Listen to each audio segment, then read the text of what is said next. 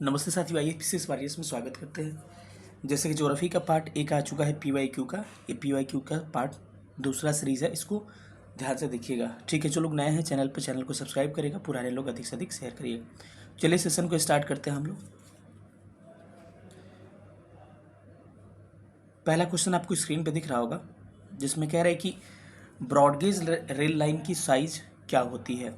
तो मैं इसको पढ़ाया था और एग्ज़ाम में यही क्वेश्चन हूबहू आ गया था, तो इसको ध्यान रखिएगा कि 3 तरह की रेल लाइनें होती है। एक तो छोटी लाइन होती है, छोटी लाइन। दूसरी क्या होती है, ब्रॉड गेज या चौड़ी कह सकते हैं। दूसरी मिडिल वाली होती है, और जिसको मीटर गेज कहा जाता है, मीटर गेज कहा जाता है।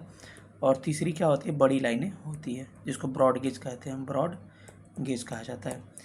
याद रखिएगा साथियों कि इसमें छोटी लाइन में 762 mm, दो पटरियों के बीच की दूरी 762 mm होती है। अगर मीटर में पूछे तो 0.762 मीटर हो जाएगा, क्योंकि 1000 से भाग कर देंगे।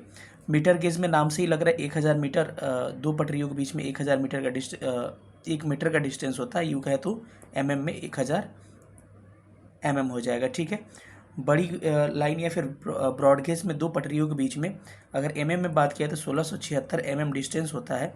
अगर वही मीटर में बात किया जाए तो 1.676 मीटर होता है। अगर वही फीट में दे तो 5.5 फीट क्या होती है, दो पटरियों के बीच की दूरी होती है। ठीक है, तो इसको थोड़ा ध्यान रखिएगा। पहली बार रेल जो था 16 अप्रैल 1853 को चलाई गई थी डलहौजी के द्वारा। ठीक है, तो इसको ध्यान रखिए। 34 किलोमीटर था। इंडियन पेनिनसुला कंपनी थी, मुंबई से थाने के बीच में चलाई गई थी। तो आंसर क्या हो जाएगा, ऑप्शन इसका बी करेक्ट आंसर हो जाएगा। चलिए अगले क्वेश्चन पर चलते हैं। अगला प्रश्न कह रहा है कि भारत में सिंचाई के लिए सबसे लंबी नहर कौन सी है। इंदिरा गांधी नहर है। ये क्या भारत में सबसे सिंचाई की लंबी नहर है। त्रिवेणी नहर कहाँ पे है, बिहार में है, याद रखिएगा। अगला प्रश्न आपको दिख रहा होगा। अगला प्रश्न कह रहा है कि भारत में 1952 में राष्ट्रीय वन नीति का उल्लेखित भौगोलिक क्षेत्र पर कितना % वन होना चाहिए। लगभग 33% पे। सबसे अधिक वन कहाँ है, MP में, क्षेत्रफल के अनुसार। वही प्रतिशत के हिसाब से सबसे अधिक कहाँ है, मिजोरम में है। लगभग कितना है, मिजोरम में आपका लगभग 84.5, लगभग 84-85% के आसपास यहाँ पर वन पाए जाते हैं। अगले प्रश्न पर आता है कि निम्नलिखित में से कौन सा स्थानांतरित कृषि का स्थानीय नाम है। तो दहिया वेबर कहा जाता है MP में। वहीं कुमारी कहा जाता है क्या, केरल में। कुमारी हम लोग केरल में कहते हैं, या कह सकते हैं पश्चिमी घाट पर। कहाँ पर, पश्चिमी घाट पर हम लोग कुमारी कहते हैं इसको। वही पोडू या पोंडू आंध्र प्रदेश और उड़ीसा में। पोडू नहीं, पोंडू कहा जाता है उड़ीसा में, इसको पोंडू के नाम से जानते हैं। ठीक है, तो इसका नाम थोड़ा सा ध्यान रखिएगा। विदेशों में भी नाम इसका ऑलरेडी कई वीडियो में बता चुका हूँ, थोड़ा सा इसको देख लीजिएगा। तो स्थानांतरित कृषि का जो नाम है क्या हो जाएगा इस प्रश्न के हिसाब से, कि स्थानीय नाम एक से अधिक हो जाएगा। ऑप्शन डी करेक्ट हो जाएगा। अगले प्रश्न पर आते हैं। कह रहे हैं कि अमेजन बेसिन में बड़े घरों के मकान को क्या नाम दिया जाता है, जिसकी छत की तिरछी और ढालें क्या होती है। तो अमेजन बेसिन में क्या होता है, वर्षा ज़्यादा होती है। अमेजन बेसिन जो है विषुवत रेखा से लेकर मकर और कर्क की रेखा के बीच का क्षेत्र है, और यहाँ पे वर्षा ज़्यादा होती है। इसीलिए इसके ढाल को, घर को हम लोग क्या बनाते हैं, ऐसे बनाते हैं कि पानी नीचे गिर जाए, और उसको हम लोग मलोका के नाम से जानते हैं। ऑप्शन क्या हो जाएगा, इसका बी करेक्ट हो जाएगा। अगला कह रहा है कि ऐतिहासिक दक्षिणापथ नामक क्षेत्र का विस्तार है। कहाँ तक विस्तार है इसका। तो सिंपल सी बात यह है कि दक्षिण भारत में जाने के लिए जो रास्ते होते हैं उसी को क्या कहते हैं, दक्षिणापथ। ठीक है, तो पहले के समय में कहा जाता है कि सातवाहन वंश के शासकों को दक्षिणापथ स्वामी कहा जाता है। अगस्त्य मुनि को विंध्य पर्वत पार कर दक्षिण भारत में आर्य संस्कृति फैलाने को, मतलब इसको श्रेय दिया जाता है किसको, अगस्त्य मुनि, क्योंकि ये दक्षिण भारत में ही क्या किए थे, आर्य संस्कृति को फैलाए थे।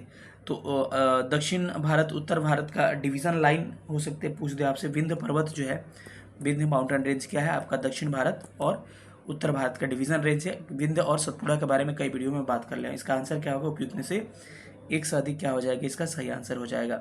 अरब सागर और बंगाल की खाड़ी कि अपवाह तंत्र के बीच जल विभाजक क्षेत्र कौन सा है। इधर है आपका अरब सागर, इधर बंगाल की खाड़ी, और जल विभाजन अपवाह क्षेत्र यहाँ अरावली है, और यहीं पर दिल्ली रीज है बीच का क्षेत्र, और सह्याद्री मतलब पश्चिमी घाट और अमरकंटक को माना जाता है। ये क्या करता है, दोनों के बीच में जल विभाजक का काम करता है, क्योंकि इधर की नदियाँ जो होती है ये अरब सागर में गिर जाती हैं, और इधर की बंगाल की खाड़ी में, और बीच में जो क्षेत्र पाया जाता है इसको जल विभाजक यानी कि जल का डिवीज़न मतलब यहाँ से तो मानिए तो अरब सागर ही होगा ना, यहाँ से बंगाल की खाड़ी, तो बीच में, इसीलिए इसको जल विभाजक कहा जाता है। तो इसका आंसर क्या होगा, ऑप्शन बी होगा, दिल्ली रिज, अरावली पर्वत श्रेणी, सह्याद्री और अमरकंटक इसका आंसर हो जाएगा। शीतकाल में वर्षा, पश्चिमी भाग में वर्षा होने वाली वर्षा पश्चिमी विक्षोभ को क्या कहा जाता है। मेनली याद रखिएगा कि ठंडी के दिनों में दो कारणों से वर्षा होती है। पहली कारण क्या हो गया, पश्चिमी विक्षोभ हो जाएगा, और दूसरा कारण आपका क्या होता है, दूसरा कारण उत्तर पूर्वी मानसून या फिर कह सकते हैं लौटता हुआ मानसून या परवर्ती मानसून, दो कारणों से वर्षा होती है। अब इस दोनों कारणों को देख लीजिएगा। जो पहला कारण मैंने आपको बताया पश्चिमी विक्षोभ, इसकी उत्पत्ति भूमध्य सागर से होती है और भारत के पश्चिमी क्षेत्रों में ऐसे इंटर करती है। पंजाब जम्मू कश्मीर में सबसे अधिक वर्षा इससे होती है, ध्यान रखिएगा। इसके अलावा उत्तर प्रदेश का पश्चिमी पार्ट, बिहार, अन्य भी आ जाएंगे, लेकिन सबसे इंपॉर्टेंट राज्य कौन सा हो जाएगा, पंजाब और उत्तर प्रदेश। वही आपको उत्तर पूर्वी मानसून पर, ये पूर्वी तटों पर वर्षा होती है ठंडी के दिनों में। दो कारणों से मैंने बताया, उड़ीसा उत्तरी सरकार तट पर अक्टूबर नवंबर में, और नवंबर दिसंबर में आपको कहाँ पर होता है, तमिलनाडु यानी कि कोरोमंडल तट पर। तो पूछिएगा पूर्वी तटों पर वर्षा या फिर कोरोमंडल तट पर वर्षा, तो उत्तर पूर्वी मानसून से। वही पश्चिमी क्षेत्रों में जो वर्षा होती है, उत्तर पश्चिमी क्षेत्रों में पश्चिमी विक्षोभ, और पश्चिमी विक्षोभ की उत्पत्ति भूमध्य सागर से होती है। ईरान, इराक, अफगानिस्तान, पाकिस्तान होते हुए भारत के उत्तर पश्चिम भाग में ये प्रवेश करती है। तो इसका ऑप्शन क्या हो जाएगा, ये आपका करेक्ट ऑप्शन हो जाएगा। अगले प्रश्न पर आते हैं, जीटी त्रिपाठी के अनुसार भारत में जो जलवायु है, एम प्रकार की जलवायु किस क्षेत्र में पाई जाती है। तो ये आपको पश्चिमी घाट में पाई जाती है। थोड़ा सा इसका एक डायग्राम देख लीजिए, जिससे आपको एग्जाम में सवाल पूछ रहा है, थोड़ा सा एक मिनट देख लीजिए। यहाँ कुछ आपको क्लाइमेट डिवीजन बताया गया है, जैसे कि कोपेन ने क्या कहा था, कोपेन के जलवायु वर्गीकरण के अनुसार उत्तर बिहार की जलवायु कैसी है, CWG है। वही दक्षिण बिहार की जलवायु कैसी है, AW है। त्रिपाठी के अनुसार उत्तर बिहार की जलवायु जो है, काव मतलब गाय को याद रखिएगा, CAW है। वहीं दक्षिण बिहार की जलवायु क्या है, AW है। थार्नवेट के अनुसार उत्तर पश्चिमी की जलवायु को CB-W कहा जाता है, और शेष जो बच गया, मतलब ये बिहार देख रहा हो ना, बिहार, तो बिहार के उत्तर पश्चिमी भाग को क्या कहा थार्नवेट ने, CB-W इस भाग को, और जितना बच गया उसको A-W के नाम से इन्होंने संबोधित किया। ठीक है, तो चलिए आगे बढ़ते हैं। लेकिन अगर भारत में पूछा जाए तो भारत में जीटी त्रिपाठी के अनुसार जो जलवायु है, एम प्रकार की पश्चिमी घाट में पाई जाती है। आंसर क्या हो जाएगा इसका, बी करेक्ट आंसर हो जाएगा। अगला प्रश्न कह रहा है कि उत्तर भारत में शीतकाल में उपजाई जाने वाली चावल की फसलें का नाम पूछ रहा है। तो शीतकाल में जो चावल की फसलें उगाई जाती है, अमन, बोरा और ओंस होता है। अमन, ओंस और बोरा, और इसको स्थानीय नामों से किस नाम से जानते हैं, थोड़ा सा नाम याद रखिएगा। इसको कहते हैं अमन, साली और अगहनी, यानी कि ऑप्शन क्या हो जाएगा, ऑप्शन इसका बी करेक्ट हो जाएगा। ठीक है, इसके अलावा आपको ध्यान रखना है कि चावल जो है खरीफ फसल में आती है, और इसकी बुआई जो होती है लगभग जून जुलाई महीने में होती है, जून जुलाई महीने में होती है, और इसकी कटाई कब होती है, अक्टूबर नवंबर में इसकी कटाई हो जाती है। ठीक है, इसके मतलब ये क्या है, वर्षा प्रिय है। इसके लिए आपको लगभग 100 से लेकर 175 सेंटीमीटर तक वर्षा चाहिए, और टेम्परेचर भी ज़्यादा चाहिए, लगभग 25 डिग्री सेल्सियस से 30 डिग्री सेल्सियस क्या चाहिए, टेम्परेचर चाहिए। चावल के उत्पादन में विश्व में प्रथम स्थान चीन का है, वहीं भारत का स्थान क्या है, भारत का दूसरा स्थान है। वहीं गेहूं में भी चीन पहले स्थान पे और भारत दूसरे स्थान पे। अगर चावल में भारत की बात की जाए, वेस्ट बंगाल क्या है, टॉप पे है। वहीं उत्पादकता की बात की जाए तो पंजाब क्या है, उत्पादकता में टॉप पे है। तो इसका आंसर क्या होने वाला था, ऑप्शन बी इसका करेक्ट आंसर हो जाएगा। अगले प्रश्न पर आते हैं, कह रहे कि निम्नलिखित में से कौन सा मध्यवर्ती गंगा मैदान के कृषि जलवायु प्रदेशों की विशेषता नहीं है। तो इसमें से सारे गलत है, कोई विशेषता इसमें से नहीं है। यहाँ जो है 100 सेंटीमीटर से अधिक वर्षा होती है, ये भी नहीं होगा। 2 से अधिक राज्यों में विस्तार है, ये भी नहीं होगा। अधिक राज्यों में है, यह गंगा और उसकी सहायक नदियों का अपवाह क्षेत्र है।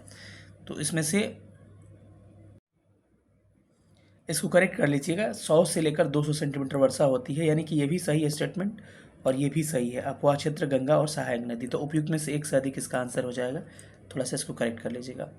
अगले प्रश्न पर आते हैं, निम्नलिखित में से कौन सा शीत कटिबंध में आता है। तो इसमें से शीत कटिबंध को देखने के लिए चलिए हम एक डायग्राम आपको दिखाते हैं। इस टॉपिक को आपको ठीक से प्रिपेयर करना है, क्योंकि बीपीएससी यहाँ से सवाल पूछ रहा है। यहाँ पे ध्रुव है, दक्षिणी ध्रुव है, यहाँ पर उत्तरी ध्रुव है, सब कोई जानता है। यहाँ पर विषुवत रेखा है, बीच में सबको ही पता है। और यहाँ पर एक लाइन जो जा रही है क्या है, कर्क रेखा, यानी 23.5 डिग्री उत्तरी को कर्क बोलते हैं, 23.5 डिग्री दक्षिणी को हम मकर रेखा के नाम से जानते हैं। अब याद रखना साथियों, जो इधर होगा उत्तरी ध्रुव गोलार्ध में, वहीं दक्षिणी गोलार्ध में भी होगा।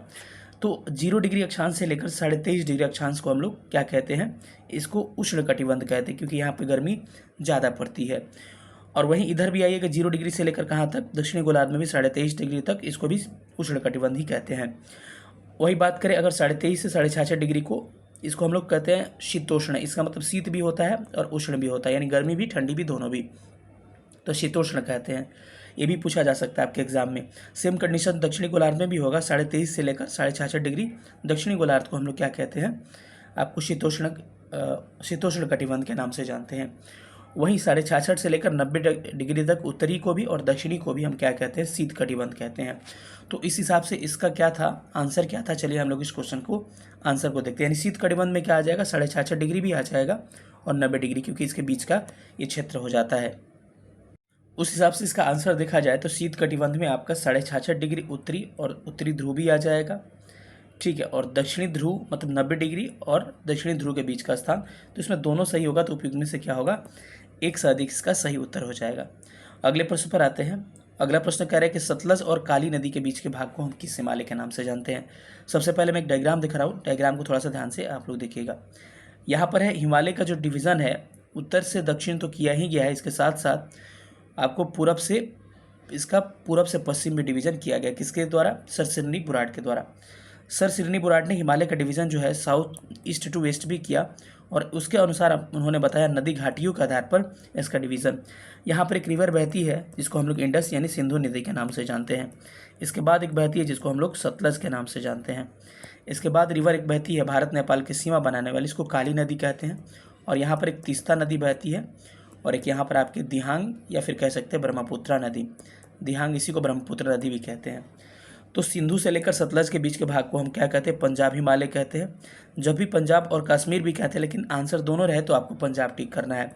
सतलज से काली के बीच के हिमालय को हम कुमायूं हिमालय कहते हैं। इसका मैक्सिमम पार्ट जो है आपके उत्तराखंड में आता है। काली से तीस्ता के हिमालय को हम लोग, सबसे ये चौड़ा यही है, नेपाल कहते हैं, और सबसे लंबाई इसकी ज़्यादा है, 800 किलोमीटर है।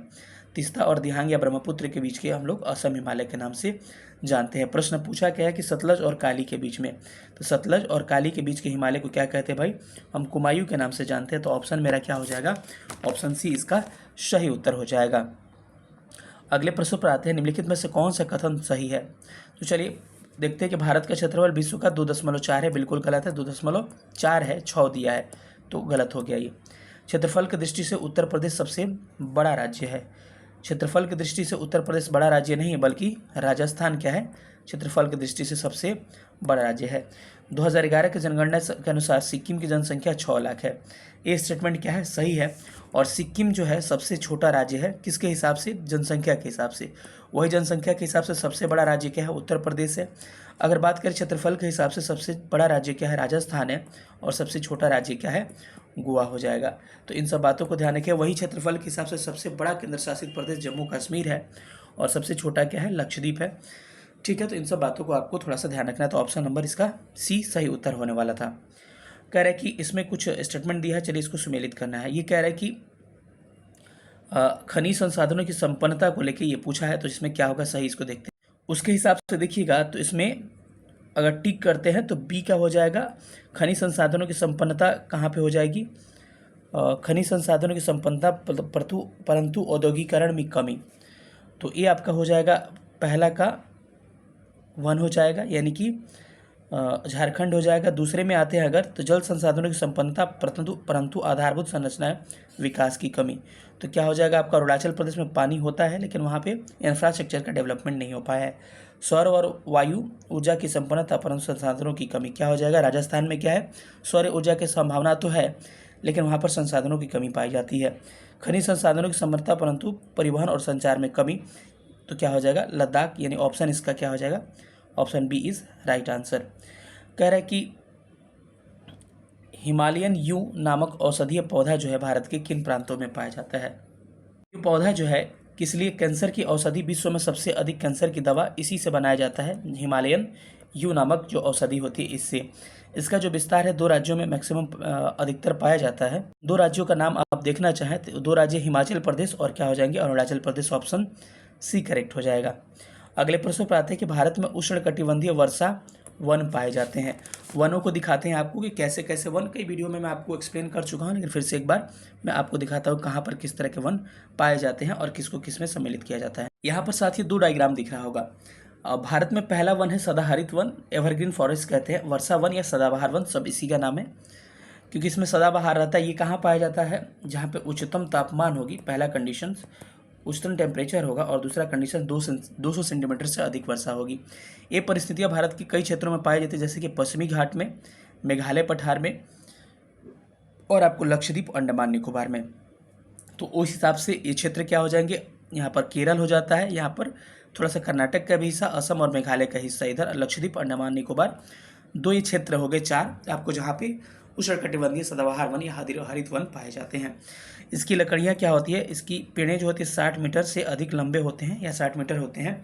इसमें जो पौधे आते हैं, पौधों का नाम याद रखिएगा। इन वनों को हम पश्चिमी घाट पे सोलास के नाम से जानते हैं, इसको भी ध्यान रखिएगा। इसमें रबर, सिनकोना, महोगनी, अबनुस, जारुल, बांस, बेत इत्यादि आ जाते हैं। लेकिन आपको बस 2 याद करना है, रबर और सिनकोना। तब पूछेगा रबर और सिनकोना जो है किस तरह के वन है, तो कहिएगा उष्णकटिबंधीय सदाबहार वन या सदाहरित वन। इसके लिए क्या कंडीशंस भी पूछा आपके एग्जाम में, 200 सेंटीमीटर से अधिक वर्षा चाहिए। और क्या कि किस क्षेत्रों में भाई, तो केरल, कर्नाटक वाले क्षेत्र, असम, मेघालय वाला, लक्षद्वीप, अंडमान निकोबार। कहा जाता है अंडमान निकोबार का 95% वन जो है इसी तरह के पाए जाते हैं। अगर अगले वन का टाइप्स देखा जाए तो पर्णपाती वन, इसी को पतझड़ वन कहा जाता है। हमारे देश में मैक्सिमम विस्तार इसी वन का है। तो इसके 2 भाई हैं, एक को कहा था आर्द्र शुष्क पर्णपाती, दूसरे को शुष्क। जहाँ पे वर्षा 100 से 200 सेंटीमीटर हो जाती है तो आपको आर्द्र हो जाएगा, और जहाँ पे आपको 70 से लेकर 100 होगी वहाँ पे क्या हो जाएगा, शुष्क पर्णपाती पतझड़ वन हो जाएंगे। पतझड़ भी लिख सकता है। अब आर्द्र का क्षेत्र क्या है, शिवालिक का जो निचला क्षेत्र है, हिमालय में शिवालिक का निचला क्षेत्र क्या होता है, वहाँ पर आर्द्र पर्णपाती वन पाए जाते हैं। यहाँ पर पेड़े जो है लगभग एक ही में सम्मिलित किया जाता है, लेकिन एक चंदन को स्पेशली ध्यान रख सकते हैं कि चंदन आर्द्र में आता है। इसके अलावा महुआ, शीशम, जितने पेड़ आप देखते हो हम लोग की तरफ, सब किस में आते हैं, आर्द्र पर्णपाती में ही आते हैं। शुष्क पर्णपाती 70 से 100 सेंटीमीटर वर्षा, बस वर्षा इसका ध्यान रखना है। पूछा जाए सबसे अधिक वन भारत में कौन, पर्णपाती या पतझड़ वन, और इसमें क्लासिफिकेशन जब पूछा जाए तो सबसे ज़्यादा शुष्क वाला है, लेकिन ऑप्शन में नहीं रहे, निम्न में से कहा जाए तो आर्द्र लीजिएगा, क्योंकि 1 नंबर पे शुष्क, 2 नंबर पे आर्द्र आता है। क्योंकि ऑप्शन एक बार दिया है यूपीएससी में, और ऑप्शन में शुष्क नहीं है, आर्द्र है, तो आर्द्र को ऑप्शन में करेक्ट किया है। मरुस्थलीय वन तीसरे होते हैं, कटीले वन एवं झाड़ियाँ कहा जाता है। ये उन क्षेत्रों में पाई जाती है जहाँ पर 70 सेंटीमीटर से वर्षा कम होती है, राजस्थान और उसके आसपास का जो क्षेत्र होता है। इसके अंतर्गत आपको कैक्टस, नागफनी, बबूल आते हैं। अब इससे संबंधित एक इंपॉर्टेंट पॉइंट पूछता है कि कटीले वन एवं झाड़ियाँ भारत में किन क्षेत्रों में, तो क्षेत्र मैंने बता दिया, लेकिन एक क्षेत्र और याद रखिए। यहाँ पे मैंने एक अर्धचंद्राकार पेटी बनाया है, ये आपको मध्य प्रदेश के इंदौर से लेकर आंध्र प्रदेश के कुरनूल के बीच में है। सवाल ये पूछता है कि मध्य प्रदेश से इंदौर से लेकर आंध्र प्रदेश के कुरनूल तक एक अर्धचंद्राकार पेटी पाई जाती है, इसको कौन सा वन कहते हैं, तो कटीले वन एवं झाड़ियाँ। ये इसलिए पूछता है, ये इसका विस्तार राजस्थान में है, लेकिन ये हटके थोड़ा सा है, इसीलिए प्रश्न पूछे जाते हैं। ठीक है, इसको ध्यान रखिएगा। तो यही है, पर्वतीय वन में आ जाएगा, जो ऊंचाई पे पाया जाएगा, फर हो गया, देवदास हो गया, स्प्रूस हो गया, तो ये सब आ जाएंगे उसमें। तो प्रश्न ये था कि भारत में उष्णकटिबंधीय वर्षा वन कहाँ पाए जाते हैं, केरल और कर्नाटक में, तो ऑप्शन 1 में से अधिक करेक्ट हो जाएगा। चलिए आगे अगर बढ़ते हैं तो अगला प्रश्न है, कह रहा है कि भारत में आरंभ में अरेबिका की खेती, आरंभ में अरेबिका की खेती यानी कि कॉफ़ी का निम्नलिखित में से कहाँ पे, देखिए भारत में कॉफ़ी का 2 प्रकार, अरेबिका एंड रोबस्टा, याद रखिएगा। ठीक है, तो कर्नाटक जो है कॉफ़ी के उत्पादन में भारत में प्रथम स्थान है, और विश्व में प्रथम स्थान ब्राज़ील का आता है। याद रखिएगा साथियों कि सबसे अधिक ये पहाड़ी, आपको बाबा बुदन की पहाड़ी जो है ये माना जाता है, यहाँ पर क्या होता है, कॉफ़ी का प्रोडक्शन ठीक ठाक हो जाता है। चलिए अगले क्वेश्चन पर चलते हैं। अगला प्रश्न क्या कह रहा है, अगला प्रश्न कह रहा है कि निम्नलिखित में से कौन सा गैर धात्विक खनिजों की श्रेणी में आता है। तो मैं कुछ कुछ नाम लिख दे रहा हूँ, याद रखिएगा। पहले भी बता चुका हूँ कि धात्विक में कौन आ जाएगा, मेटल में, एंड मेटालिक में आपको आ जाता है। एग्जाम में पूछता है धात्विक खनिज में कौन सा आ जाएगा, लोहा आ जाएगा, मैग्नीज आ जाएगा, इसके अलावा बॉक्साइट यानी एल्युमिनियम भी आ सकता है, उसके बाद निकेल आ सकता है, इसमें सोना, चांदी इत्यादि चीज़ें, कॉपर इत्यादि आ सकते हैं। वहीं अधात्विक खनिजों में क्या याद रखना है आपको, तो जितना मैं कह रहा हूँ उतना ही याद रखिएगा। अभ्रक याद रखिएगा अधात्विक में, पाइराइट्स याद रखिएगा, 2 तो कम से कम याद रखना ही है आपको। इसके अलावा अगर बात करें तो हीरा को याद रख सकते हैं, नमक को, चूना पत्थर को, सीमेंट को, जिप्सम को इत्यादि को। तो इस ऑप्शन में देखा जाए तो कौन सा गैर धात्विक श्रेणी में आता है, तो इसमें अभ्रक, चूना पत्थर और संगमरमर, संगमरमर भी इसी में आता है। और संगमरमर क्या रूपांतरित और कायांतरित चट्टानों में पाया जाता है। ऑप्शन इसका बी करेक्ट हो जाएगा। अगले प्रश्न पर आते हैं। अगला प्रश्न कह रहा है निम्नलिखित में से कौन सा राज्य भारत में पाइराइट्स का सबसे अधिक उत्पादक है। तो बिहार जो है भारत में सबसे अधिक पाइराइट्स का उत्पादन करता है और बिहार का जो रोहतास डिस्ट्रिक्ट है वहाँ पर सबसे अधिक पाइराइट्स पाए जाते हैं। भारत में सबसे अधिक लोहा जो है उड़ीसा राज्य उत्पादित करता है। वहीं अगर बॉक्साइट की बात किया जाए तो बॉक्साइट भी सबसे ज़्यादा, एल्युमिनियम दोनों आपको उड़ीसा ही उत्पादन करता है। वहीं आपकी कोयले की बात की जाए तो कोयला भारत में सबसे अधिक छत्तीसगढ़ उत्पादित करता है। वहीं अगर बात की विश्व में तो आप कहें तो लोहा और कोयला दोनों के उत्पादन में चीन का ही प्रथम स्थान है, इसको ध्यान रखना है। ठीक है, भारत में जो टीन है वो छत्तीसगढ़ में पाया जाता है और विश्व में सबसे अधिक टीन का उत्पादन कहाँ पर होता है, आपका चीन में होता है। तो चीन को ध्यान रख सकते हैं। चीन, टीन। सोना का उत्पादन सबसे अधिक विश्व में ज़्यादा चीन में होता है। वही भंडार सबसे अधिक यूएसए में है। भारत में सोना का उत्पादन कुलार और हट्टी की खान जो कर्नाटका है वहाँ पर होता है। हीरा विश्व में सबसे अधिक रूस में उत्पादित किया जाता है, लेकिन भारत में आपका 2 जगह सतना और पन्ना मध्य प्रदेश का हीरा के उत्पादन में फेमस है और मध्य प्रदेश हीरा के प्रोडक्शन में भारत में पहले स्थान पर आता है। तो इन सब फैक्ट को याद रखिए, यहाँ से सवाल आपके एग्जाम में बन सकते हैं। चलिए अगले क्वेश्चन पर चलते हैं। अगला प्रश्न कह रहा है कि भारत में भूतापीय ऊर्जा दोहन के केंद्र, यानी जमीन से जो एनर्जी निकाली जाती है उसको भूतापीय ऊर्जा कहते हैं। तो हिमाचल प्रदेश का पर्वती घाटी, मणिकर्णिका भी है यहाँ पर, और लद्दाख का पूगा घाटी, दोनों होगा। उपयुक्त में से एक से अधिक क्या हो जाएगा, करेक्ट आंसर इसका हो जाएगा। अगला प्रश्न कह रहा है कि निम्न में से कौन सा संबंध लौह इस्पात उद्योग के बारे में सही नहीं है। इसको कई वीडियो में एक्सप्लेन मैं कर चुका हूँ। तो इसमें इसे प्रकाश उद्योग बिल्कुल गलत है, ये इसे बुनियादी उद्योग कहा जाता है, सही है। कच्चे माल की निकटता के क्षेत्र में सही है। भारत में प्रथम आधुनिक कारखाना लौह इस्पात का 1907 में टिस्को था, टाटा स्टील एंड कंपनी, जो कि जमशेदपुर टाटा नगर में स्थित है। सार्वजनिक क्षेत्र का पहला उपक्रम क्या है, बेगूसराय या फिर VISL कह सकते हैं, या फिर भद्रावती लौह इस्पात कारखाना कह सकते हैं। ठीक है, इसको ध्यान रखिएगा। और यहाँ पे कोयले की स्थानीय आपूर्ति नहीं हो पाती है, ये भी प्रश्न पूछा जा सकता है। भारत में निम्नलिखित में से कौन सा चरम, पूर्व और पश्चिम स्थान गलियारा है। पिछला वीडियो जाकर PYQ में एक्सप्लेन मैंने किया था, फिर दोबारा नहीं करेंगे, थोड़ा सा शॉर्टकट में बता दे रहा है आपको। देख लीजिएगा ज्योग्राफी का पहला, जिसने PYQ नहीं देखा है। मैंने कहा था कि श्रीनगर से कन्याकुमारी तक उत्तर दक्षिण गलियारा, और यहाँ असम के गुजरात के पोरबंदर से लेकर असम के सिलचर तक क्या है आपका उत्तर दक्षिण गलियारा, पूर्व पश्चिम गलियारा स्थित है। उत्तर दक्षिण कहाँ से, श्रीनगर से कन्याकुमारी।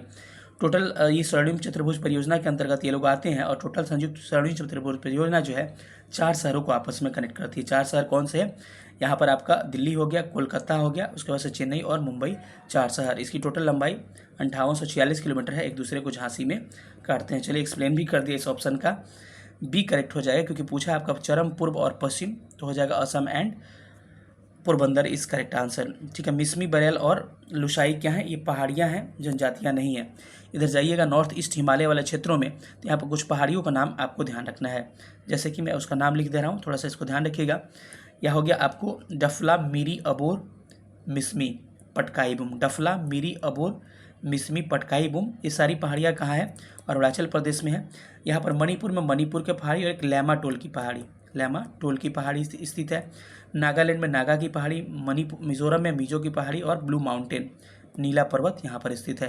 त्रिपुरा में त्रिपुरा की पहाड़ी है। लेकिन ये सारे हिमालय के हिस्सा है, यानी पूर्वांचल हिमालय के हिस्सा। लेकिन शिलांग पठार बीच में आता है, ये आपका प्रायद्वीपीय पठार से कटा हुआ भाग है। तो कई बार पूछता है कि शिलांग पठार किसका भाग है, तो प्रायद्वीपीय पठार का भाग है, और असम मेघालय में फैला है। इसमें जो पहाड़ियाँ आती है, गारो, खासी, जयंतिया, 3 पहाड़ियाँ आती है कहाँ पर, आपको मेघालय में, और मिकिर और रेंगमा 2 पहाड़ियाँ आती है आपको असम में, तो इसको ध्यान रखना है। तो ये पहाड़ियाँ हैं, ऑप्शन ये क्या हो जाएगा, इसका करेक्ट आंसर हो जाएगा। भारत में प्राचीन चट्टानों में सम्मिलित किया जाता है किसको, तो इसका क्रम थोड़ा सा देख लीजिए आप लोग। इसमें ऑप्शन जो है उपयुक्त में से एक से अधिक हो जाएगा, क्योंकि एक्चुअली क्या है, ऑप्शन इसमें उपयुक्त में से एक से अधिक नहीं होगा, कोई नहीं हो पाएगा, कन्फ्यूजन होता है इसमें, थोड़ा सा ध्यान से आंसर करिएगा। कह रहे हैं कौन प्राचीन चट्टानों में सम्मिलित नहीं होता, सब होता है, सब पुराना ही है।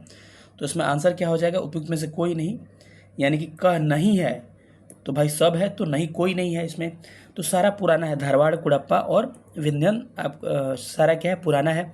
इसमें याद रखिएगा, तो सबसे पहले क्या आता है, आर्कियन आता है, क्रम देखा जाए अगर तो आर्कियन आता है। आर्कियन के बाद से आपको आता है धारवाड़ क्रम का चट्टान, जिसका निर्माण क्रेटेशियन काल में हुआ था। उसके बाद से कुड़प्पा आता है, कुड़प्पा के बाद से विंध्य आता है, और विंध्य के बाद क्या आता है, गोंडवाना आता है। गोंडवाना कोयला के लिए, विंध्य चूना पत्थर के लिए और थरवाल लोहा के लिए पॉपुलर है। सबसे नया क्या होने गया, गोंडवाना। पूछ सकता है घुमा के प्रश्न कि सबसे नया चट्टान इसमें गोंडवाना होता है, सबसे पुराना आर्कियन कहा जाता है, लेकिन सब पुराना ही श्रेणी में आता है। तो इसका आंसर क्या होगा, उपयुक्त में से कोई नहीं करेक्ट आंसर हो जाएगा। असम हिमालय में हिमरेखा की ऊंचाई क्या है। सबसे पहले जानिए कि हिमरेखा एक्चुअली होता क्या है। पहाड़ों की ऊंचाई, पर्वतों की ऊंचाई जहाँ जहाँ पे बर्फ़ का लेयर पाया जाने लगता है, जमना स्टार्ट हो जाता है, उसको हिमरेखा कहा जाता है। तो असम में हिमरेखा जो है 4400 मीटर है, तो ऑप्शन क्या होगा, बी हो जाएगा। तो इसको ध्यान रखिए। नेपाल क्षेत्र में हिमरेखा जो है 4500 मीटर है, इसको भी आप थोड़ा सा ध्यान रखिएगा। अगले प्रश्न पर चलते हैं। प्रश्न संख्या 27 क्या कह रहा है कि पेन्नार नदी का उद्गम कहाँ होता है। पेन्नार नदी का उद्गम नंदी पहाड़ी कर्नाटका से होता है।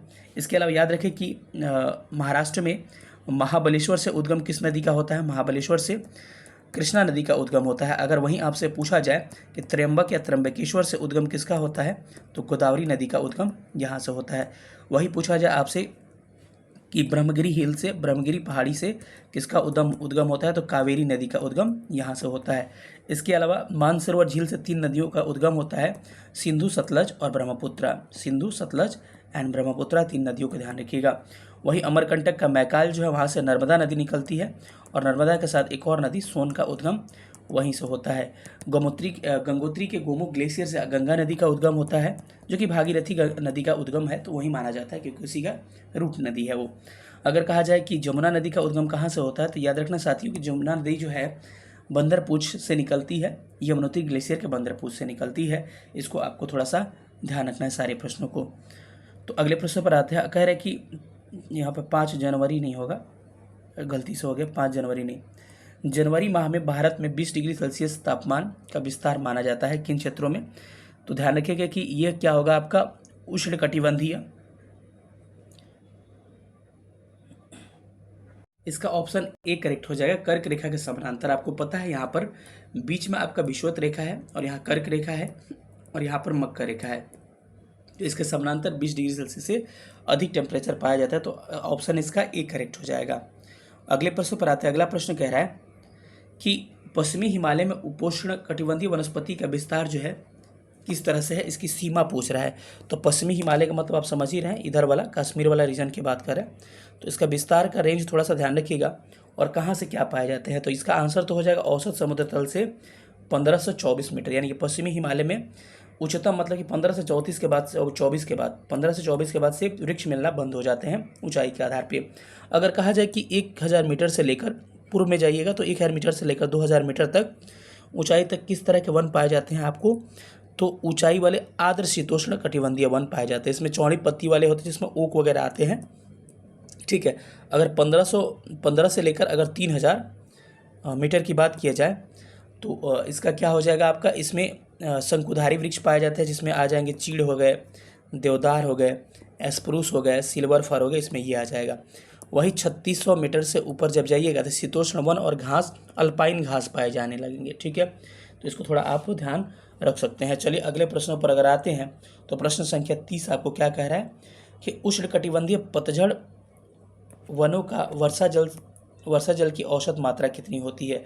ऑलरेडी मैं पढ़ा चुका हूँ, अभी पहले वन पढ़ाया वनस्पति, जिसमें इसकी औसत मात्रा क्या हो जाएगी, पतझड़ कह रहा है तो 100 क्या रेंज बताया था मैं, 100 से 200 सेंटीमीटर पतझड़ के लिए, सदाहरित के लिए 200 से ज़्यादा और पतझड़ के लिए इतना, ठीक है। और 70 से कम क्या हो जाएगा, मरुस्थलीय झाड़ी जो होती है वो कटीले वन एवं झाड़ियाँ, तो इसमें क्या हो जाएगा, 200 सेंटीमीटर से अधिक तो होगा नहीं, तो 100 से 200 में कौन आ जाएगा, 150 से 200 भी आ जाएगा, और 100 से 150 भी आ जाएगा। तो आंसर क्या हो जाएगा, उपयुक्त में से एक से अधिक। थोड़ा सा ऐसे प्रश्नों को ध्यान से आपको बनाना है।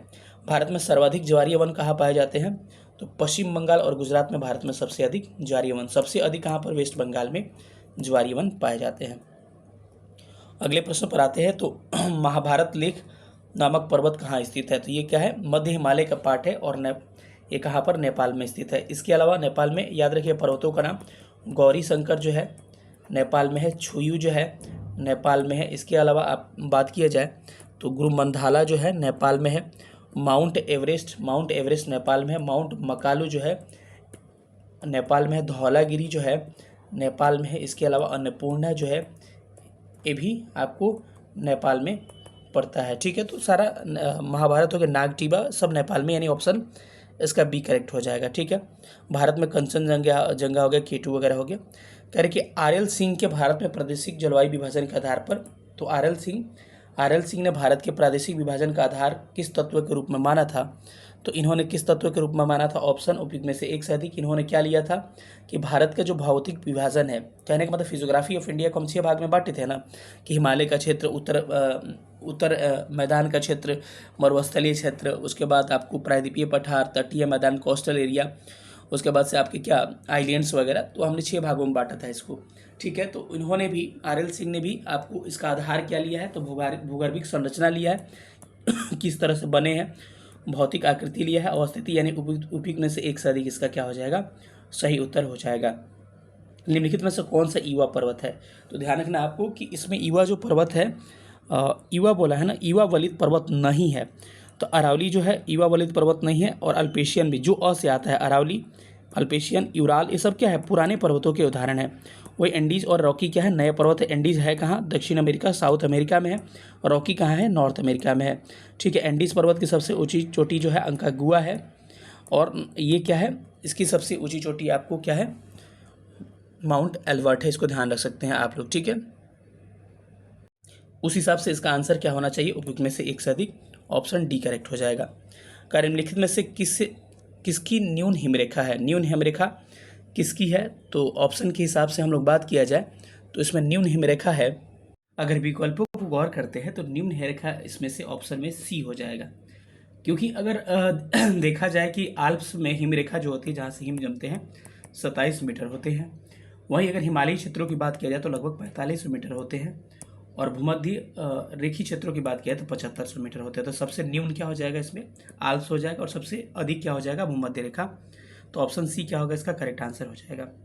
कर्क रेखा द्वारा सर्वाधिक क्षेत्र आच्छादित कौन सा है? तो कर्क रेखा द्वारा सर्वाधिक आच्छादित जो क्षेत्र है आपका हो जाएगा मालवा का पठार। मालवा का पठार कहाँ पर? यहाँ पर, जहाँ पर से चंबल, सिंध, बेतवा, केन नदियाँ वगैरह निकलती है। अभी आपने 12 फेल मूवी देखा होगा, उसमें मालवा पठार का जिक्र किया गया है। ठीक है, ये ज्वालामुखी से निर्मित है। तो मालवा पठार में सबसे अधिक कर्क रेखा द्वारा आच्छादित है।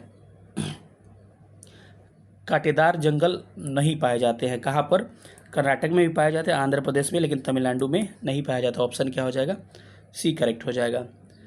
इसके हिसाब से अगर बात किया जाए तो किस राज्य में सबसे अधिक लेटराइट मिट्टी पाई जाती है? तो ऑप्शन जो दिया है, अगर मजबूरी में लेते हैं तो लेना ही पड़ेगा, लेकिन लेटराइट मिट्टी को याद रखिएगा कि उच्च तापमान, अभी कहा था हाई टेम्परेचर चाहिए, इसके लिए हाई टेम्परेचर चाहिए, और आपको वर्षा भी ज़्यादा चाहिए, यानी कि 200 सेंटीमीटर से अधिक वर्षा चाहिए। बनता कैसे है? निछालन यानी लीचिंग प्रक्रिया द्वारा। लीचिंग निछालन क्या होता है? चूना पत्थर या फिर कहें तो सिलिका के ज़मीन में बारिश होता है तो देखते नहीं हो कि रीस के नीचे जाने लगता है, उसको निछालन प्रक्रिया कहते हैं। और सबसे अधिक लेटराइट मिट्टी आपको यहाँ पे पश्चिमी घाट में मालाबार तट, याद रखिए केरल के मालाबार तट में पाया जाता है।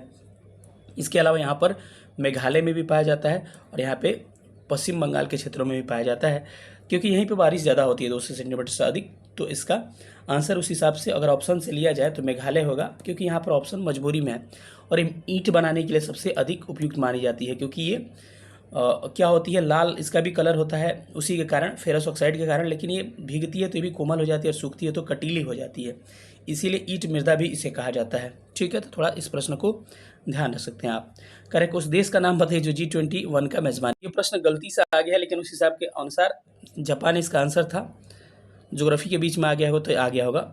चलिए, अगला प्रश्न कह रहा है कि निम्न में से हवा में नमी नापने के लिए क्या हम प्रयोग करते हैं उपकरण? तो इसके बारे में बार बार मैं बताता हूँ कि नमी के लिए हाइग्रोमीटर, आर्द्रता के लिए, लेकिन हाइड्रोमीटर किसके लिए? घनत्व के लिए, आपेक्षिक घनत्व के लिए। तो याद रखिएगा, ऐसे प्रश्नों को हम बार बार डील किए हैं, इसीलिए एक्सप्लेन यहाँ पर नहीं कर पा रहा हूँ, क्योंकि पहला जो मेरा वीडियो था उसका पहला ही मुझे लग रहा है क्वेश्चन इसी का था, जिसको मैंने सबको एक्सप्लेन कर दिया था। साइंस वाला भी इसी में एक्सप्लेन कर दिया था। जिन्होंने नहीं देखा होगा मेरा पहला वीडियो, थोड़ा सा जाके आप देख सकते हैं। अगले प्रश्न पर आते हैं। अगला प्रश्न आता है आपका, निम्नलिखित में से कौन सी भूमध्य सागरीय उत्तर पश्चिमी भाग की ओर चलती है? तो पश्चिमी विक्षोभ ही हो जाएगा। ऑप्शन क्या हो जाएगा? ए। इसके बारे में कुछ देर पहले हम बता चुके हैं। निम्नलिखित में से कौन सी हिमालय की ब्रह्मपुत्र की उत्तर दिशा से नहीं मिलती है? तो नहीं मिलती है का मतलब समझ रहे हो कि उत्तर दिशा से कौन नहीं मिलती है, यानी कि दक्षिण से मिलती है, ये पूछ रहा है। ठीक है, तो थोड़ा सा एक डायग्राम देखिए, डायग्राम से आपको क्लियर हो जाएगा। सबसे पहले याद रखना है साथियों, जो ब्रह्मपुत्रा नदी है निकलती कहाँ से? आपका कैलाश मानसरोवर से निकलती है। यांगसी ग्लेशियर से ऐसे बहते बहते बहते बहते इंटर करती है कहाँ पे, अरुणाचल प्रदेश में। अरुणाचल प्रदेश में इंटर करने के बाद से इसको आपको कैलाश मानसरोवर या फिर तिब्बत चीन में इसको यारलुंग या सांगपो के नाम से जाना जाता है। अरुणाचल प्रदेश में इसको दिहांग कहते हैं, वही असम में इसको ब्रह्मपुत्र कहा जाता है। ब्रह्मपुत्र घाटी में इसकी लंबाई याद रखिएगा 750 किलोमीटर है, एग्जाम में आपका पूछा हुआ है और ऑप्शन गलत दिया था, एनसीईआरटी जाके खोल लीजिएगा, 750 किलोमीटर एकदम कन्फर्म मैं बोल रहा हूँ। यह इंटर करने के बाद से चली जाती है कहाँ पर, बांग्लादेश में, और बांग्लादेश में इसे हम लोग जमुना कहते हैं, जमुना जौ वाला। इधर से गंगा आकर मिलती है, दोनों की संयुक्त धारा क्या कहलाती है, पद्मा कहलाती है, क्योंकि गंगा को बांग्लादेश में पद्मा कहते हैं। इधर बराक या नदी निकलती है, मेघना नदी मणिपुर पहाड़ी से जाकर ब्रह्मपुत्रा में मिल जाती है और दोनों की संयुक्त धाराएं मेघना कहलाती है और बंगाल की खाड़ी में गिर जाती है।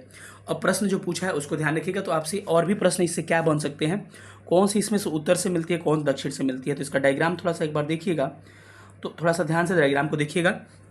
तो जो दक्षिण से मिलती है दिहांग, दिबांग, लोहित, धनश्री, ये सब क्या आपको या फिर कह सकते हैं कि ये वाली कौन सी बराक वगैरह, ये दक्षिण से मिलती है। लेकिन उत्तर से कौन मिलती है, सुबनश्री हो गई, कामेंग हो गई, उसके बाद से मानस हो गया, संकोश हो गया।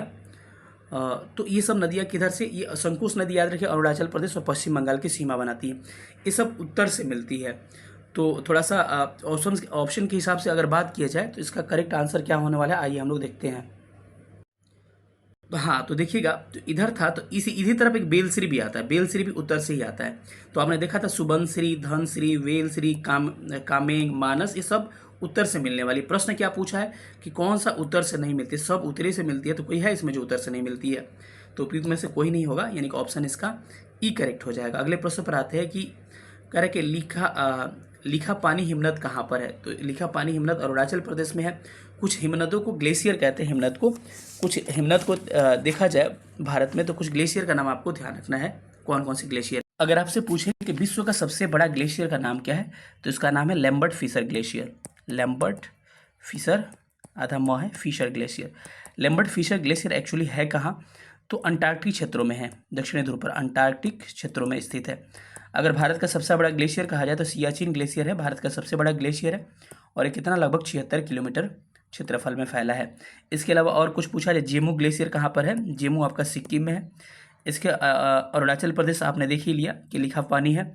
इसके अलावा चौराबाड़ी ग्लेशियर कहाँ है, चौराबाड़ी ग्लेशियर और मियामी ग्लेशियर दोनों कहाँ है, मियामी उत्तराखंड में स्थित है, इसको भी ध्यान रख सकते हैं। तो इस हिसाब से ऑप्शन इसका ए करेक्ट हो जाएगा। मगध एवं गंगा का मैदान किस हिस्से में आता है, तो देखिए पूरे गंगा को 3 भागों में हम डिवाइड करते हैं, एक ऊपरी गंगा, मध्य गंगा और निम्न गंगा।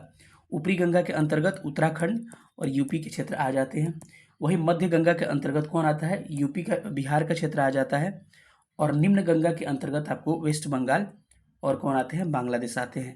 तो कह रहा है कि कौन सा मगध का हिस्सा है, तो मगध किस में चला जाएगा, इस हिसाब से मगध वाला चला जाएगा आपको ऑप्शन बी में, क्योंकि बिहार किस में आता है, बी में बिहार आता है, मध्य वाले में। ठीक है, थोड़ा सा इसको ध्यान रख सकते हैं आप लोग। चलिए अगले प्रश्न पर चलते हैं। अगला प्रश्न कह रहा है कि जलप्रपात का इसमें जोड़ा कह रहा है कि कौन सुमेलित नहीं है। तो थोड़ा सा इसको हम लोग देख लेते हैं कि कौन सा सुमेलित नहीं है। तो कह रहा है कि जोग, बीच में डैश होगा, जोग सरावती क्या है, आपको कर्नाटका में, महात्मा गांधी भी कहते हैं इसको। कपिल धारा जो है कावेरी पर बिल्कुल नहीं, ये कपिल धारा या फिर ये नर्मदा पर स्थित है, तो ये स्टेटमेंट गलत है। धुआंधार जलप्रपात जो है, कपिल धारा जलप्रपात जो है आपको ये भी किस पे है, नर्मदा पर है। और इसके नीचे वाला धुआंधार जो है ये भी किस पे है, आपको नर्मदा पे, दोनों नर्मदा पर है। लेकिन एक कह रहा है, एक को कह रहा है कावेरी, दूसरा को कह रहा है गोदावरी, तो दोनों क्या है, गलत है। कह रहा है कौन सा सुमेलित नहीं है, तो उपयुक्त में से क्या होगा, एक से अधिक जोड़ा क्या है इसमें सुमेलित नहीं है। बाकी जलप्रपात का पिछले वीडियो में मैं बनाया हूँ, उसको ध्यान से थोड़ा सा आप लोग देख लीजिए। कह रहा है कि भारत में निम्नलिखित बंदरगाहों का उत्तर से दक्षिण क्रम से जाना है। आसपास के क्षेत्र दिया था, बड़ा कॉम्प्लिकेटेड हो गया था, तो उस हिसाब से इसका आएगा सबसे उत्तर से दक्षिण से आना है ना, इधर से। तो इसमें सबसे पहले आपको आएगा विशाखा आ जाएगा, विशाखापट्टनम आ जाएगा। उसके बाद आ जाएगा आपको काकीनाडा आ जाएगा, काकीनाडा, यानी विशाखापट्टनम 1 नंबर पे, काकीनाडा दूसरे स्थान पे, उसके हिसाब से काकीनाडा दूसरे स्थान पर। उसके बाद आपको मछलीपट्टनम आ जाएगा, मछलीपट्टनम तीसरे स्थान पे, और एक चौथा आ जाएगा नागपट्टनम। तो उस हिसाब से ऑप्शन क्या होगा, बी हो जाएगा। भारत में सबसे गहरा बंदरगाह विशाखापट्टनम बंदरगाह है और सबसे बड़ा बंदरगाह मुंबई बंदरगाह है। भारत में जहाज़ों को तोड़ने का या कह सकते हैं कि पोत प्रांगण सबसे बड़ा कहाँ है आपका, केरल में स्थित है, जो कोची में स्थित है। कुछ बंदरगाहों को हम लोग शॉर्टकट में देखना चाहें तो आइए कुछ बंदरगाहों को मैं आपको दिखा दे रहा हूँ। सबसे बड़ा कृत्रिम बंदरगाह चेन्नई वाला है। इधर पश्चिमी तट में और पूरब तट में आपको बंदरगाह पूछा जा सकता है। यहाँ पर क्या है, गुजरात में आपको कांडला बंदरगाह है, कच्छ की खाड़ी में स्थित है। इधर आपको महाराष्ट्र में क्या है, आपका 2 बंदरगाह है, एक मुंबई और एक नाहवा शेवा। मुंबई और नाहवा शेवा। नाहवा शेवा जो है, इसको भार मुंबई को कम करने के लिए बनाया गया था, ये कृत्रिम बंदरगाह है। इसके अलावा आइएगा गोवा में तो मुर्मुर गोवा है। यहाँ आइएगा तो कर्नाटका में मंगलुरु है, और यहाँ पर क्या है, कोची है। तो पश्चिमी तट पे ये होगा। इधर आइएगा तो वेस्ट बंगाल में क्या है, 2 है, कोलकाता है, और इसके भार को कम करने के लिए हल्दिया। तो बड़े बंदरगाहों को भार कम करने के लिए छोटा बंदरगाह बनाया था, इसको बाह्य पतन कहते हैं। तो हल्दिया बाह्य पतन है क्योंकि इसके भार कम करता है। इसके अलावा उड़ीसा में आइएगा तो पारादीप है। उसके अलावा आंध्रा में क्या है, विशाखापत्तनम है। इसके अलावा नीचे आएगा तो 3 हो जाएगा आपका तमिलनाडु में। एक क्या हो जाएगा, एन्नोर, एक हो जाएगा तूतीकोरन और एक हो जाएगा चेन्नई। तो एन्नोर, तूतीकोरन, चेन्नई जो है, तीनों तमिलनाडु में। पूछेगा कौन कृत्रिम बंदरगाह है, तो ये 3 हो गए, एन्नोर, तूतीकोरन और चेन्नई, और एक हो जाएगा नाहवा शेवा। ये सब क्या है, कृत्रिम बंदरगाह के उदाहरण। यहाँ ऑप्शन इसका बी करेक्ट होने वाला था। चलिए अगले प्रश्न पर चलते हैं। 1954 में किन दो देशों के बीच में कोसी सिंचाई परियोजना किसके बीच में, भारत और नेपाल के बीच में। गंडक सिंचाई परियोजना भी किसके बीच में है, भारत और नेपाल के बीच में स्थित है। आर.एल. सिंह के जलवायु वर्गीकरण के अनुसार बिहार की जलवायु किस प्रकार की है, तो उपाद्र संक्रमण कालीन। तो क्या हो जाएगा इसका ऑप्शन नंबर इसका बी करेक्ट होने वाला है। ठीक है, चलिए अगले सवाल पे मूव करते हैं। कह रहे हैं कि अंतर्राष्ट्रीय पृथ्वी सम्मेलन, जिन्होंने इसको एक्सप्लेनेशन देखना है आपको ईवीएस में देख लीजिएगा। ईवीएस का प्रश्न आ गया, लेकिन इसलिए लिया हूँ क्योंकि ये आपको टीजीटी के 80 मार्क्स में पूछा हुआ है। तो ये जितना सेक्शन आ रहा है टीजीटी का 80 मार्क्स वाला है, इस लेकिन लिया हूँ इसमें क्योंकि रीज़न ये है कि ये पूछा है इसमें, तो आपको इसका एक्सप्लेनेशन करना ही पड़ेगा। जिन लोगों को इसका एक्सप्लेनेशन देखना है आराम से जाके देख लीजिएगा। पृथ्वी सम्मेलन जो था 1992 में हुआ था, रियो जेनेरियो ब्राज़ील में। तो इसका क्या हो जाएगा, 1992 इसका करेक्ट आंसर हो जाएगा। ईवीएस आराम से जिन्होंने ईवीएस नहीं देखा जाकर देख लीजिए, अच्छा सा एक्सप्लेन किया गया है सारा। स्मॉल इज़ ब्यूटीफुल, ये किताब एक है। इस किताब का नाम किसने लिखा था, शूमाकर ने इस किताब को लिखा था। ठीक है, तो शूमाकर ने इस किताब को लिखा था। इसके अलावा दादा भाई नौरोजी का किताब का नाम poverty and British rule in India. Adam Smith का द वेल्थ ऑफ नेशन को याद रख सकते हैं। Plan economy for India M Visvesvaraya की किताब है। कार्ल मार्क्स का दास कैपिटल है। प्रिंसिपल ऑफ इकोनॉमिक्स जो है आपका अल्फ्रेड मार्शल का है। इसके अलावा the theory of employment and money जो है जॉन मेनार्ड किन्स का है। इसके अलावा द फेयरवेल टू इंडिया जो है एडवर्ड थॉमस की किताब है। तो इन किताबों को थोड़ा सा नाम आप ध्यान रख सकते हैं। ठीक है, अगले प्रश्न पर आते हैं कि सीमा सड़क संगठन जो है बीआरओ जिसको कहते हैं, बीआरओ का निर्माण कब किया गया था। तो याद रखिएगा अभी हाल ही में स्थापना दिवस मनाया गया था कुछ दिन पहले, 7 मई 1960 को आपको बीआरओ की स्थापना की गई थी। आपसे पूछा जाए NHI, national highway authority of India, इसकी स्थापना 1995 में की गई थी। और एनएच जो बिछाता है, अंतर्राष्ट्रीय कह सकते हैं कि नेशनल हाईवे जो बिछाता है, तो ये बिछाने का काम एनएचआई करता है। आपके टीआरई में पूछा गया है सवाल। अगला प्रश्न क्या है, राष्ट्रीय वन्यजीव संरक्षण अधिनियम जो था कब आया था। तो मैं बार बार कह रहा हूँ कि जिसको देखना है डिटेल में एक्सप्लेनेशन जाकर देख लीजिएगा। राष्ट्रीय वन्यजीव संरक्षण अधिनियम 1972 में आया था, और टाइगर प्रोजेक्ट शुरुआत हुआ था 1973 से। और पर्यावरण दिवस भी मनाना 5 जून 1973, यानी कि इसके 1 साल बाद पर्यावरण दिवस मनाना स्टार्ट किया गया था। इसको फास्ट लेके चलेंगे क्योंकि ईवीएस का सेक्शन है, मैं ऑलरेडी एक्सप्लेन कर चुका हूँ इसको। ठीक, अगले प्रश्न पर आते हैं। तो कह रहे हैं कि छोटा नागपुर क्षेत्र में मुंडा और संथाल जो है किस पेड़ की पूजा करते हैं। तो ये लोग किसकी पूजा करते थे, ये लोग मुख्यतः महुआ की पूजा करते थे। तो ऑप्शन क्या हो जाएगा इसका, सी करेक्ट हो जाएगा। ठीक है, भारत के कितना प्रतिशत क्षेत्र पर पठारी भाग का विस्तार है। तो भारत के लगभग कितने परसेंट पे, 27% भाग पे पठारी भाग का विस्तार है। वही अगर पूछा जाए कि भारत के उच्च पर्वत जो है, उच्च पर्वत 10.7% भाग पर है। वही पूछा जाए पहाड़ियाँ जो है 18.6% भाग पर है, और 43% भाग पर मैदान है। इसको याद रखिए, पूछा जा सकता है कि भारत के कितने परसेंट भागों पे, 43% भागों पे क्या है, मैदान है। इस बात को आप ध्यान रख सकते हैं। तो ऑप्शन इसका ए करेक्ट हो जाएगा। भारत का कुल भौगोलिक क्षेत्रफल कितना है, 32,87,263 किलोमीटर स्क्वायर। इस हिसाब से ऑप्शन मिलियन में 3.28 मिलियन होगा, जो विश्व का 2.4% है। ठीक है, क्षेत्रफल के मामले में भारत 7वें स्थान पर आता है। सबसे बड़ा राज्य क्षेत्रफल में भारत में क्या है आपका, राजस्थान है। और सबसे छोटा राज्य क्या है, गोवा है, ऑलरेडी मैं बता चुका हूँ। चलिए अगले प्रश्न पर आते हैं। राष्ट्रीय वन नीति के अनुसार वन कितने बार बता चुका मैं, लगभग 33% वन रखने की बात की गई है। किस मिट्टी को कंकड़ पाया जाता है? देखिए जलोढ़ दो प्रकार की, नई जलोढ़ को हम लोग खादर बोलते हैं, पुरानी को बांगर बोलते हैं, ठीक है। तो बांगर में क्या होते हैं, कैल्शियम कार्बोनेट के कण पाए जाते हैं, तो इसको क्या बोलते हैं, बांगर को क्या कहें, कंकड़ पाया जाता है इसमें, ठीक है। अगले प्रश्न पर आते हैं कि यदि ऊपरी मिट्टी बह जाती है उसका भाग, तो उसको क्या कहते हैं हम लोग, शीत कटाव के नाम से जानते हैं, यानी कि ऑप्शन इसका बी करेक्ट हो जाएगा। और एक ध्यान रखिएगा कि ऊपरी परत जो बहती है, तो ऊपरी परत क्या कहते हैं हम लोग, इरोजन कहते हैं, सरफेस इरोजन, ठीक है। एक होता है अवनालिका अपरदन, पूछेगा अवनालिका अपरदन रील ओरिजन कहा जाता है, किन क्षेत्रों में होता है, ये पहाड़ी क्षेत्रों में होता है, जैसे कि चंबल के क्षेत्रों में। तो कहा जाए कि सबसे अधिक इरोजन कहाँ है, तो चंबल घाटी में क्या होता है, सबसे अधिक इरोजन होता है आपका। लेप्चा जो गीत है कहाँ का गीत है, ये पूछ रहा है आपसे। तो ऑप्शन के हिसाब से देखा जाए उत्तरी दार्जिलिंग का है, अगर कहा जाए सोहर उत्तर प्रदेश का है, झुरी आपको हिमाचल प्रदेश का, बरहमाशा जो है कुमायूं उत्तराखंड का है, पंडवानी छत्तीसगढ़ का है, लोटिया राजस्थान का है, और पंखीड़ा जो है आपको ये भी राजस्थान का नृत्य है, इसको ध्यान रख सकते हैं। इसका ऑप्शन क्या हो जाएगा, option C is correct answer. Bandhavgarh राष्ट्रीय उद्यान जाके ईवीएस का वीडियो देखिएगा, डिटेल में एक्सप्लेन किया गया है, मध्य प्रदेश में स्थित है। एक मैं डाउट क्लियर कर दे रहा हूँ, जो ईवीएस में जिन्होंने वीडियो नहीं देखा ईवीएस देख लीजिएगा। बाकी एक डाउट है, डाउट क्या है कि सलीम अली नेशनल पार्क के बारे में, सलीम अली राष्ट्रीय उद्यान जो है, राष्ट्रीय उद्यान नेशनल पार्क जो है, याद रखना साथियों, ये जम्मू कश्मीर में है, कमेंट नहीं किया कि हो सकता है आपको कन्फ्यूज़न हो जाएगा। और सलीम अली पक्षी अभयारण्य, सलीम अली जो है पक्षी अभयारण्य जो है कहाँ पर है, आपको गोवा में है। तो अंतर दोनों में याद रखिए, पक्षी बोल दे तो पक्षी गोवा की है, और राष्ट्रीय उद्यान का है आपका जम्मू कश्मीर का है। इन प्रश्नों को याद रखिए, फंसने का चांसेस रहते हैं यहाँ पर।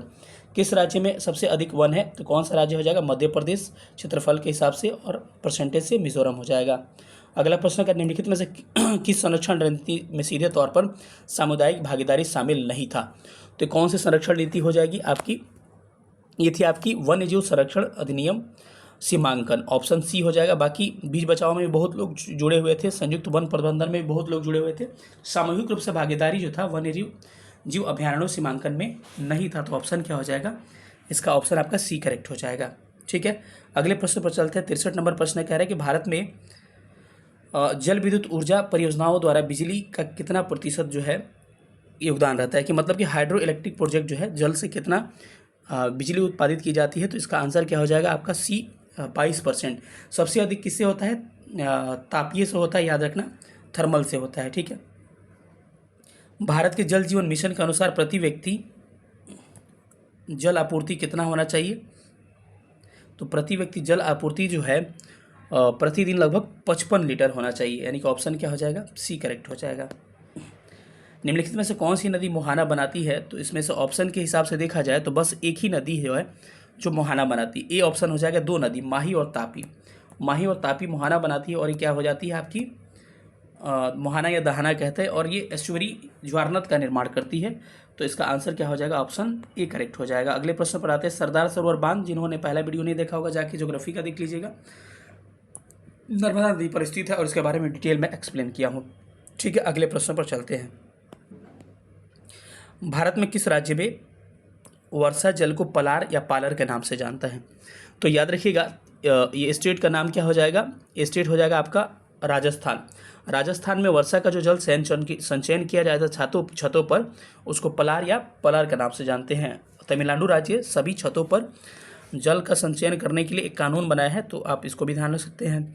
भारत के किस राज्य में सभी छतों पर घर पर जल संचयन अनिवार्य कर दिया गया, तमिलनाडु, अभी हमने बात कहा था इसके बारे में। अगले प्रश्न पर आते हैं। किस देश में झूम की कृषि को मिल्पा कहा जाता है, तो बार बार मैं एक्सप्लेन करता हूँ, कई बार एक्सप्लेन कर दिया हूँ। तो मिल्पा कहाँ कहते हैं भाई, मिल्पा हम कहते हैं मैक्सिको और मध्य अमेरिका में मिल्पा कहते हैं। वही कहा जाए वेनेजुएला में कानूको कहा जाता है। रे कहाँ कहा जाता है, वियतनाम में हम लोग रे के नाम से जानते हैं। वहीं रोको कहाँ पर, रोको ब्राज़ील में कहते हैं, ब्राज़ील में रोको कहते हैं। लदांग कहाँ कहते हैं, लदांग कहते हैं इंडोनेशिया मलेशिया में। वहीं चेन्ना कहाँ कहते हैं, चेन्ना श्रीलंका में कहते हैं। तो सारा को ध्यान रखिएगा, तो इस हिसाब से ऑप्शन आपका बी करेक्ट होने वाला था, ठीक है। रक्तहीन क्रांति जो है आंदोलन की शुरुआत मानी जाती है। रक्तहीन क्रांति किसे कहा जाता है, भू आंदोलन जो था, भूदान आंदोलन, जो सब शुरुआत कब हुआ था, 8 अप्रैल 1951 को शुरू हुआ था आज़ादी के बाद। ठीक है, कहाँ से? पोचमपल्ली जिला तेलंगाना से स्टार्ट हुआ, तो वर्तमान में तेलंगाना में, उस समय आंध्र प्रदेश था। ठीक है, किसने शुरू किया था?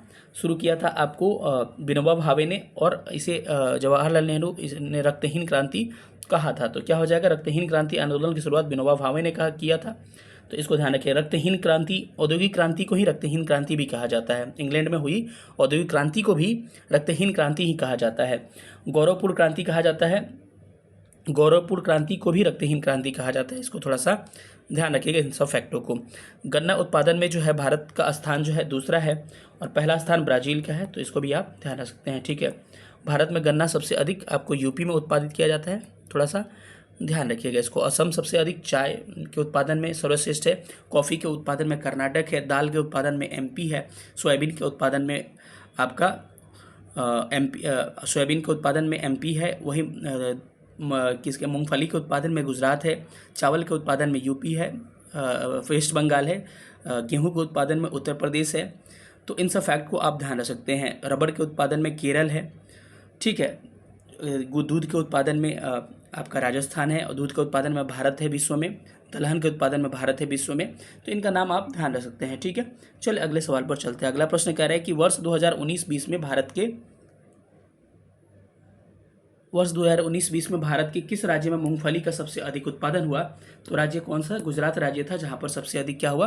मूंगफली का उत्पादन होगा। तो ऑप्शन क्या हो जाएगा इसका? ऑप्शन नंबर सी करेक्ट हो जाएगा। ठीक है, तो option C is right answer. चलिए अगले प्रश्न पर आते हैं। तंबाकू आंध्र प्रदेश हो जाएगा, उसको भी ध्यान रखिएगा। आलू उत्तर प्रदेश रहेगा। ठीक है, अगला प्रश्न है कि मैग्नेटाइट जो है लोहा का प्रकार है। लोहा के कितने प्रकार? Magnetite, haematite, limonite, siderite. 4 प्रकार होते हैं। सबसे अच्छा मैग्नेटाइट, सबसे घटिया आपका सीडेराइट होता है। तो इसमें अब टाइप्स में पूछा था कितना लोहा, थोड़ा सा प्रतिशत ध्यान रखिएगा। सबसे अधिक मैग्नेटाइट में लोहा पाया जाता है, लगभग कितना? 70% के आसपास। ठीक है, वही अगर पूछा जाए कि हेमेटाइट में लोहा कितना पाया जाता है, हेमेटाइट में लोहा आपका 60 से 70% पाया जाता है, और इससे कम आपका लिमोनाइट सीडेराइट वाला थोड़ा सा लो क्वालिटी का हो जाएगा। इसका आंसर क्या होगा? इसका आंसर हो जाएगा 70%, करेक्ट आंसर हो जाएगा। रत्नागिरी जो लौह अयस्क का भंडार जो है किस राज्य में अवस्थित है? तो महाराष्ट्र में स्थित है। वहीं पूछा जाए कुद्रेमुख जो है, कुद्रेमुख या बाबा बुदन की पहाड़ी, बाबा बुदन की पहाड़ी कहाँ है? कर्नाटका में है। वहीं नुआमुंडी कीराबुरी कहाँ है आपका? किरीबुरु आपको झारखंड में है। वहीं आपसे पूछा जाए बेलाडीला का खान या फिर डल्ली राजारा का है, छत्तीसगढ़ में है। उसके अलावा उड़ीसा में बादाम पहाड़ी है, क्योंझर है। ये सब क्या है? आपके लौह अयस्क के खान पाए जाते हैं। बादाम पहाड़ी पे हेमाटाइट लोहा पाया जाता है। भारत में सबसे अधिक मैग्नेटाइट नहीं, सेकेंड क्वालिटी का लोहा आपका पाया जाता है। कौन सा? आपको हेमेटाइट पाया जाता है। चलिए अगले प्रश्न पर आते हैं कि अंकलेश्वर तेल क्षेत्र कहाँ है? अंकलेश्वर तेल क्षेत्र गुजरात में है। याद रखिएगा साथियों, भारत में तेल क्षेत्र जो असम और गुजरात के बड़ा इंपॉर्टेंट है। जैसे कि असम का तेल क्षेत्र आपका होगा नून माटी, नुमालीगढ़। ये सब क्या है? आपके असम के तेल क्षेत्र है। पहली बार तेल की खुदाई कहाँ हुई थी? असम के माकुम में हुई थी। माकुम में कब? 1866-67 कहा जाता है। वहीं कहा जाए कि पहली रिफाइनरी भारत की कहाँ थी? तो असम के डिगबोई में भारत की पहली रिफाइनरी स्थापित की गई थी। कब? 1901 में। और एग्जाम में आपके सारे सवाल पूछे गए हैं। ठीक है, चलिए अगले प्रश्न पर चलते हैं। पार्वती घाटी जो है भूतापीय संयंत्र कहाँ है? मैं बार बार कह रहा हूँ कि पार्वती घाटी कहाँ है? हिमाचल प्रदेश, ऑप्शन सी हो जाएगा। पूगा घाटी लद्दाख में अवस्थित है। मणिकर्णिका आपका हिमाचल प्रदेश में स्थित है। बुंदेलखंड का पठार जो है 2 राज्यों में विस्तारित है। क्या हो जाएगा? उत्तर प्रदेश एंड मध्य प्रदेश। ऑप्शन इसका बी करेक्ट हो जाएगा। बुंदेलखंड का विस्तार सबसे अधिक उत्तर प्रदेश, मध्य प्रदेश में। खूब लड़ी मर्दानी हो तो झांसी वाली रानी आपको याद होगा कहानी। ठीक है, भारतीय योजना आयोग द्वारा प्रस्तावित कृषि जलवायु क्षेत्रीकरण का आधार क्या था? कई लोगों लगे इकोनॉमिक्स है, लेकिन इकोनॉमिक ज्योग्राफी है, और ये 10th वाले में पूछा गया पीजीटी में, ज्योग्राफी सेक्शन में। तो कई लोगों को लगता होगा सर पीजीटी का नहीं कराएंगे जनरल पेपर। भाई पीजीटी का भी प्रश्न है आपका। मैक्सिमम प्रश्न जो है पीजीटी और मैक्सिमम सेक्शन का ही है। ठीक है, तो ज्योग्राफी अपने याद रखिएगा कि अपने हिसाब से मैं लेके चलता हूँ और सारी चीज़ें कवर करता हूँ। योजना आयोग की स्थापना 15 मार्च 1950 को की जाती है, और इसको स्थापित करके नीति आयोग की स्थापना 1 जनवरी 2015 से की जाती है। ठीक है, एक अर्धन्यायिक निकाय है, और कह सकते हैं असंवैधानिक कह सकते हैं, असंवैधानिक निकाय कह सकते हैं। ठीक है, तो अब इसके बारे में भारतीय योजना आयोग द्वारा प्रस्तावित कृषि जलवायु क्षेत्रीकरण का आधार पूछ रहा है। तो इसका आधार क्या था? इसका आधार था वर्षा, तापमान और फसल। इसका आधार हो जाएगा ऑप्शन इसका बी करेक्ट हो जाएगा। तृतीयक आर्थिक क्षेत्र में क्या आता है? तो तृतीयक यानी टर्शियरी सेक्टर में आपका कौन कौन चीज़ों को सम्मिलित किया जाता है? तो याद रखिए टर्शियरी सेक्टर में आपको सेवा क्षेत्र जो होते हैं उपभोक्ताओं द्वारा किए गए सेवा। प्राइमरी में कौन आते हैं? प्राइमरी में याद रखिएगा कृषि हो सकता है, कृषि आएगा, प्राइमरी सेक्टर में कृषि आता है। इसके अलावा आपको पशुपालन, मत्स्य पालन, वन खनन सब प्राइमरी में आ जाता है। द्वितीयक में कौन आ जाएगा? उद्योग को द्वितीयक में रखते हैं। तृतीयक में सेवा क्षेत्र को रखते हैं। सबसे अधिक योगदान किसका होता है? सेवा क्षेत्र का ही योगदान होता है। उसके बाद से उद्योग क्षेत्र का सबसे कम क्या है? प्राइमरी यानी कृषि और उसके संबंधित क्षेत्र जो है उसका योगदान रहता है इकोनॉमी में। उपजाऊ भूमि, कृषि भूमि वाले क्षेत्र प्रायः ग्रामीण बस्तियाँ पाई जाती है। तो उपजाऊ जो भूमि होता है उस क्षेत्र में किस तरह की बस्तियाँ पाई जाती हैं? सघन घरों के साथ गांव, यानी कि अब मानिए कि उपजाऊ भूमि है तो लोग वहाँ निवास करेंगे ही क्योंकि फर्टाइल ज़मीन है, ठीक है, क्योंकि उत्पादन अच्छा खासा होगा। अगला प्रश्न है कि भीड़ भाड़ के शहरी बस्तियों हो सकते हैं, सार्वजनिक सेवाओं पर कम दबाव। अरे भाई जितना भीड़ होगा लाइन लगा देगा लोग, कुछ अगर राशन लेना है उसमें लाइन लगेगा, ब्लॉक में लाइन लगेगा, जीवन की उच्च गुणवत्ता, बिल्कुल गुणवत्ता खराब हो जाएगी, ना स्वच्छ पानी, ना आपको अच्छा इंफ्रास्ट्रक्चर मिल पाएगा, बेहतर अपशिष्ट प्रबंधन यानी कचरा प्रबंधन नहीं हो पाएगा, इधर से उधर कुछ भी फेंक देंगे। तो क्या हो जाएगा इस प्रश्न का? हो जाएगा उपयुक्त में से कोई नहीं, इसका ऑप्शन ई करेक्ट हो जाएगा। अगले सवाल पर चलते हैं। तो कह रहे हैं कि रॉयल बंगाल टाइगर्स जो है फेमस क्षेत्र जो है कहाँ पर? सुंदरवन में पाए जाते हैं। तो ऑप्शन क्या हो जाएगा? वही आपके एशियाटिक लॉयन जो है गिर में पाए जाते हैं गुजरात के। तो ऑप्शन इसका बी करेक्ट हो जाएगा, ठीक है। कान्हा कहाँ पर है? मध्य प्रदेश में, इसको भी ध्यान रख लीजिएगा। काराकोरम श्रेणी के संदर्भ में कौन सा कथन सही है? ये विश्व की दूसरी सबसे ऊंची चोटी है और भारत की प्रथम ऊंची चोटी है। इसकी ऊंचाई 8611 मीटर है। केटू या गॉडविनस्टी। यह पश्चिम में पामीर से नाट निकलती है और पूर्व में कैलाश पर्वत तक चली जाती है। बिल्कुल सही। सबसे लंबा ग्लेशियर इसका सियाचिन है, इसी का अंतर्गत है। तो उपयुक्त में से एक से अधिक क्या होगा? इस ऑप्शन का क्या हो जाएगा? इस क्वेश्चन का आंसर हो जाएगा। अगला प्रश्न कह रहे हैं कि भारत में कौन सा राज्य जनसंख्या संक्रमण से गुजर रहा है जिसमें प्रजनन क्षमता दर क्या हो रहा है और मृत्यु दोनों कम हुआ है, यानी कि बच्चे जन्म भी कम ले रहे हैं और मृत्यु भी ज़्यादा हो रही है। इकोनॉमिक्स का सवाल नहीं है, ये ज्योग्राफी के सवाल है, ठीक है, पीसीटी में पूछा गया है। तो वो राज्य पंजाब है जहाँ पर आपका नेशनल फैमिली का रिपोर्ट आया था NFNS का, तो उसके अनुसार इस यहाँ पर प्रजनन दर क्या है? 1.6 है। बिहार में याद रखिए प्रजनन दर क्या है? फर्टिलिटी रेट उस रिपोर्ट के अनुसार 3 है। और प्राकृतिक संरक्षण दिवस कब मनाया जाता है? तो याद रखिएगा ऑप्शन में कोई इसमें करेक्ट नहीं था। 28 जुलाई को क्या मनाया जाता है? 28 जुलाई को प्रकृति संरक्षण दिवस मनाया जाता है। 5 जून को पर्यावरण दिवस मनाया जाता है। वही 5 दिसंबर को विश्व मृदा दिवस मनाया जाता है। 16 सितंबर को ओजोन संरक्षण दिवस, 22 मई को जैव विविधता दिवस। EVS में सबको मैं एक्सप्लेन किया हूँ, देख लीजिएगा आप लोग। शहरी पर्यावरण का निम्नीकरण मुख्य रूप से किसके द्वारा होता है? तो इसका निम्नीकरण आपको उपयुक्त में से एक से अधिक होगा। हाँ देखो, मतलब समझ रहे हो ना कि पर्यावरण प्रदूषित, निम्नीकरण का मतलब पर्यावरण प्रदूषण जो है शहरी क्षेत्रों में किससे होता है? निलंबित कण का, पार्टिकल मैटर कहते हैं, PM 2.5 आप नाम सुनते हो कि इसके उत्सर्जन से क्या होता है? वाहनों से निकलते हैं, पर्यावरण प्रदूषित हो जाती है। इसके अलावा कार्बन ऑक्साइड से भी होता है वाहनों के उत्सर्जन से। तो इसमें से एक से अधिक इसका आंसर हो जाएगा। ध्रुवीय क्षेत्र जो है किस अक्षांश के बीच में आते हैं? तो मैं बताया था इसके बारे में, पहले भी हम इसका अक्षांश एक्सप्लेन कर चुके हैं कि जो ध्रुवीय क्षेत्र आते हैं लगभग 80 डिग्री अक्षांश यानी कि 80 से 90 डिग्री अक्षांश के बीच में आते हैं। तो ऑप्शन के हिसाब से ऑप्शन ए हम लिख सकते हैं, ठीक है। वही बात करें आपको उपोष्ण क्षेत्र कब बताया था भाई? उपोष्ण कब? 23.5 डिग्री से लेकर उष्ण क्या होगा? उष्ण 23.5, 0 से 23.5 डिग्री दोनों तरफ, कर्क और मकर। वही बात करें उपोष्ण क्या होगा? 23.5 से लेकर कहाँ तक? 23.5 से लेकर 66.5 तक। वहीं आपके शीत कटिबंध कहाँ पाया जाएगा? लगभग 66.5 से लेकर 90 डिग्री अक्षांश में दोनों तरफ।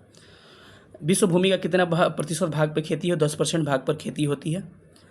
अगला है कि काकड़ापार जो है ऊर्जा संयंत्र इकाई जो संचालित की जा रही है किस राज्य में है? तो काकड़ापार कहाँ है? गुजरात में है।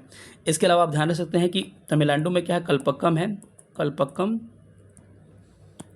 तमिलनाडु में है। कैगा कहाँ है? कैगा कर्नाटक में है, कर्नाटक में है।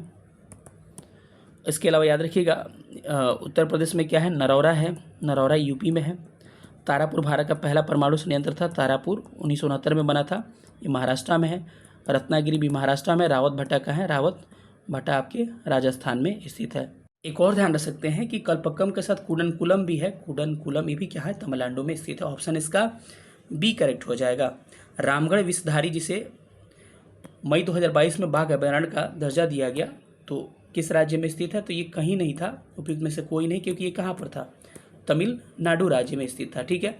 अगर भारत में बात की जाए, टाइगर एलिफेंट जो था 1992 में आया था। टाइगर प्रोजेक्ट टाइगर एलिफेंट नहीं, मतलब एलिफेंट प्रोजेक्ट 1992 में, टाइगर प्रोजेक्ट 1973 में आया था। वही मगरमच्छ परियोजना आपका 1974 में आया था। इसके अलावा गोमती डल्फिन को 5 अक्टूबर 2009 को जलीय जीव घोषित किया गया था। ये सब ईवीएस में एक्सप्लेन कर चुका हूँ। भारत में बाघों की जनगणना की बात की जाए, 3167 भारत में बाघ है, और सबसे अधिक भारत में ही बाघ है। सबसे अधिक भारत में कहाँ है? आपके मध्य प्रदेश राज्य में। इसको टाइगर स्टेट के नाम से भी जाना जाता है। Tiger man of India Kailash Sankhala को और सलीम अली को बर्ड्समैन ऑफ इंडिया के नाम से जानते हैं। निम्नलिखित में से कौन सा भारत में बक्साइट की महत्वपूर्ण खान है? तो इसमें कोरापुट जो है, कोरापुट बक्साइट के क्या है? महत्वपूर्ण खान है। ये कहाँ पर? उड़ीसा में स्थित है। ठीक है। और इसके अलावा मोरी जो है, ये भी एल्युमिनियम के उत्पादन में प्रसिद्ध है, तो मोरी को भी आप ध्यान रख सकते हैं। भारत में लौह खनन के लिए नोवामुंडी और खीरीबुरी मैं पहले भी बता चुका हूँ। ये दोनों कहाँ पे आपके? झारखंड में। और लोहा के बारे में ऑलरेडी मैं एक्सप्लेन कर चुका हूँ। अगले प्रश्न पर आते हैं। निम्नलिखित में से किस प्रकार के वन पश्चिमी घाट, उत्तर पूर्वी और अंडमान निकोबार में पाए जाते हैं? मैं पहले ही बताऊँ, इन क्षेत्रों क्या है? उष्णकटिबंधीय सदाबहार वन, यानी कि ऑप्शन क्या हो जाएगा? ऑप्शन इसका बी करेक्ट हो जाएगा।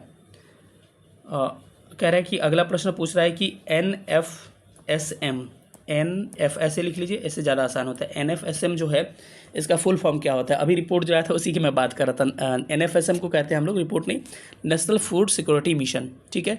इसकी शुरुआत 2007 में, अक्टूबर 2007 में की जाती है, और इसी का अधिनियम आता है। हिंदी में इसको कहते हैं राष्ट्रीय खाद्य सुरक्षा। ठीक है। तो राष्ट्रीय खाद्य सुरक्षा अधिनियम बन जाता है कब? 2013 में। यानी कि राष्ट्रीय खाद्य सुरक्षा जो है मिशन आता है 2007 में, लेकिन इसका अधिनियम आता है 2013 में। इसके तहत कहा जाता है कि लगभग ग्रामीण क्षेत्रों में 75% आबादी और शहरी क्षेत्रों में 50% आबादी को खाद्य सुरक्षा प्रदान किया जा रहा है।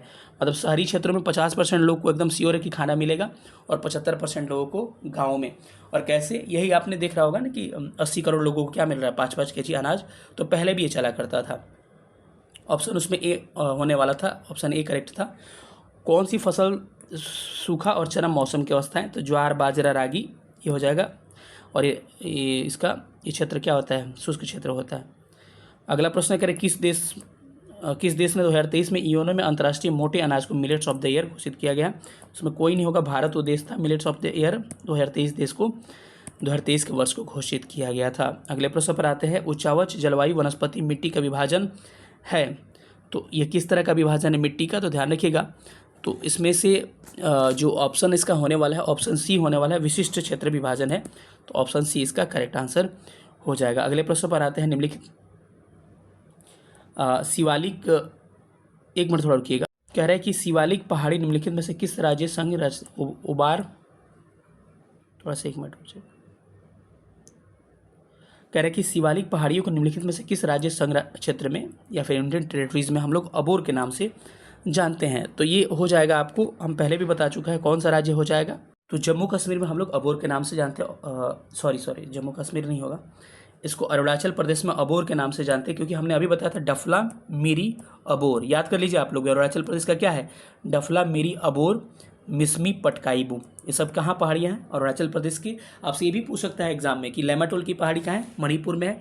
वहीं पूछ सकता है, मिजो का नहीं पूछेगा, नाम पे ही क्लियर है। वहीं ब्लू माउंटेन कहाँ है? मिजोरम में है। ये सब आपको याद रखना है। अगला कह रहा है प्रश्न नंबर 99 कि इनमें से किसने भूगोल को क्रमानुक्रमिक विज्ञान के रूप में क्या किया था? परिभाषित किया था।